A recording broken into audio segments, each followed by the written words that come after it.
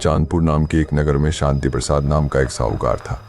उसके पास नगर के ही नहीं बल्कि दूर दूर के गांव के लोग भी कर्ज लेने के लिए आते थे और वायदे के मुताबिक जब उनके पास पैसा आता तो वो साहूकार को मूल और ब्याज समेत चुका देते थे।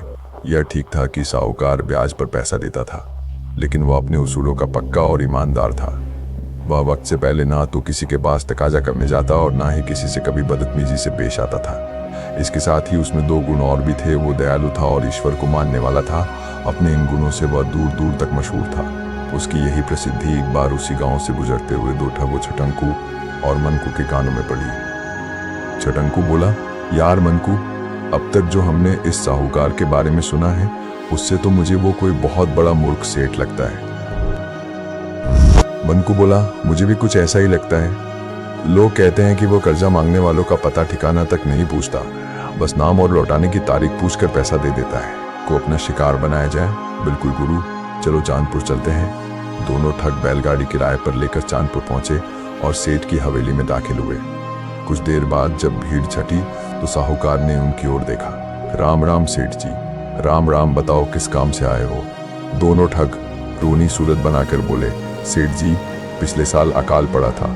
इस बार फसल की उम्मीद है, लेकिन हमारे पास ना बैल है ना बीज।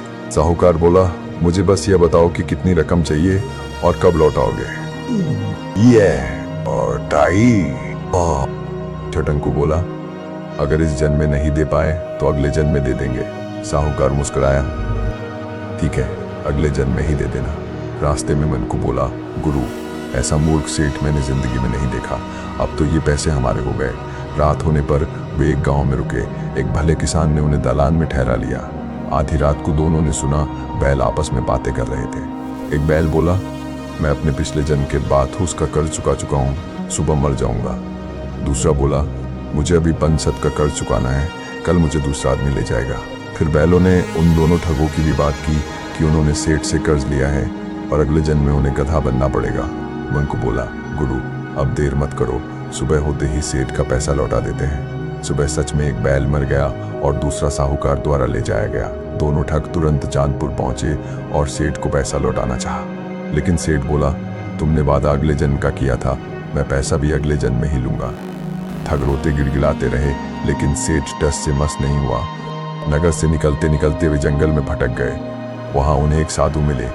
साधु ने उन्हें फल खिलाया और प्रेम से आश्रय दिया। मन को बोला, गुरु, देखो साधु होकर भी इनके दिल में कितनी दया है, और हम दोनों पश्चाताप से भर गए। कहानी आगे भी इसी भाव के साथ चलती है।